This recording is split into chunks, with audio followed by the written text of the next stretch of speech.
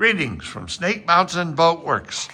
On Wednesday, December 3, 2025, here's an update on What Are the Odds, our 1966 26-foot Lyman Cruisette.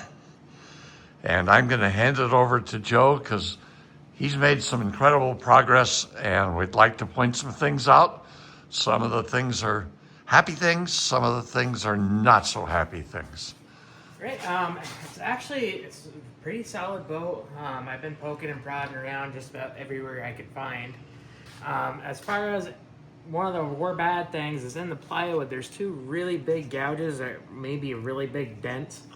So I'm gonna have to take and try to fit a Dutchman on both sides because there's one on the port and starboard side of it.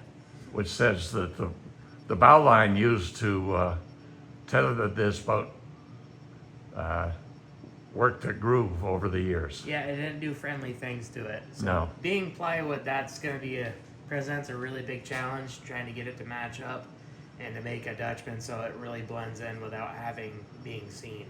Well, but we'll do it. Oh, absolutely. We being me and the Joe who's in my pocket. The happy thing up here is that the exterior paint really is in excellent shape. And it's been sitting out for a long time, but we really think, if you agree, Joe, that we can sand this flat and apply paint over it. There's really nothing terribly wrong with the paint itself. No, and there's a few bungs that have popped out over the years, but even all the lap strakes, I mean, every seam on them is, really tight. No gaps in it, nothing popping out other than, a bung here or there. I think there's a grand total of maybe 4. And in the bottom itself, like our other lineman we had, or that we're working on, it looked great from the outside until we started going from the inside. This one's a lot happier. The inside, the bilge looks great. All the battens and all of the landings, they're all clean, all solid. The bottom itself, we'll have to strip right down. There's one repair where we need to make on the keelson. That's really small Dutchman work.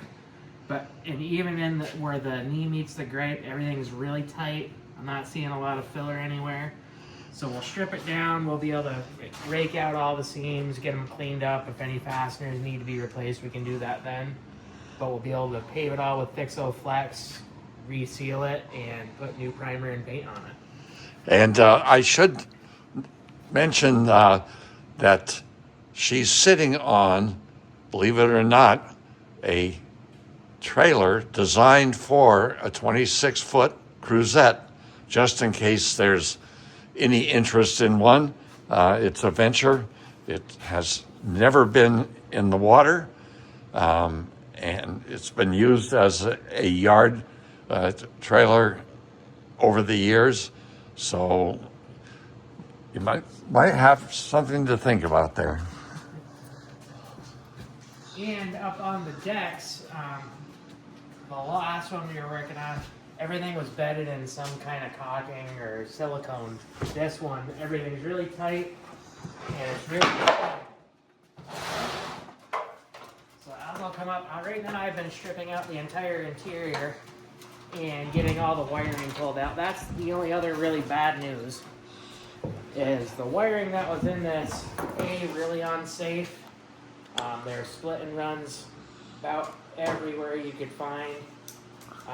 There was a hot side of the power unit right by the water intakes and all of their main water system. So we're going to replace all of that. Put all new wire, but the bilge is really super clean. The only bad part, well, it looks kind of bad, is right underneath where the engine was sitting.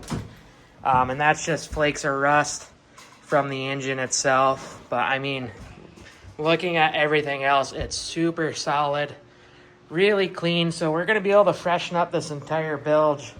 We'll go through and get it all sanded up, and we'll apply the Sandusky, I believe this is Santan. which I believe we still have. And, you know, it will look a lot nicer. We'll see to all the sides again, make it look nice and bright and clean. As far as the windshield, these ones were built into the coaming. So we're going to be able to leave them right in place. I know what you're going to think. Varnishing is going to be a nightmare, but the way that these Lyman windshields are, they sit not at a gigantic angle, so you can get in there with, you know, your brush and your roller and not have a problem. So we'll pop out the windshields, all the panels, the glass, you know, everything that's bright and shiny, that's going to come off, and we'll be able to completely go through and redo the bright work on it. And the head of the water tank sitting there, that's not where it belongs, but that's the water tank for this boat. You can see the bilge and the cuddy cabin forward have all been painted in a really nice glossy white paint. We're going to try first to just clean it. Otherwise, we have to sand every single square inch of that entire surface, way up forward, all the way back in the lower part of the bilge, to get new paint to stick to it. But the paint that's on there appears to be excellent. The basic varnish appears to be in good shape.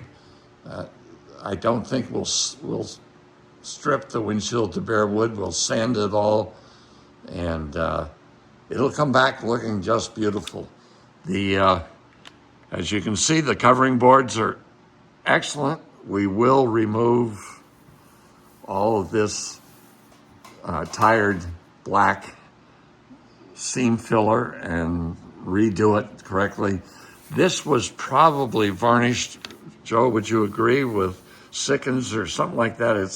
It's a weird varnish. Yeah, that's what I was saying. It's like almost like a paste wax finish, really. I mean, it's definitely got the opaqueness of what the Sea-Tall Marine is. Yeah. So we will continue working on the inside, and in not too long, we'll start stripping the transom. Joni Alden, who does all of our lettering, has already taken a tracing of the transom lettering so that she's ready to reapply it at the back end of this project. But that is our mostly happy, almost Christmas, happy holidays update on our 1966 26-foot Lyman Cruisette. Thank you so much. Bye-bye for now from Snake Mountain Boat Works.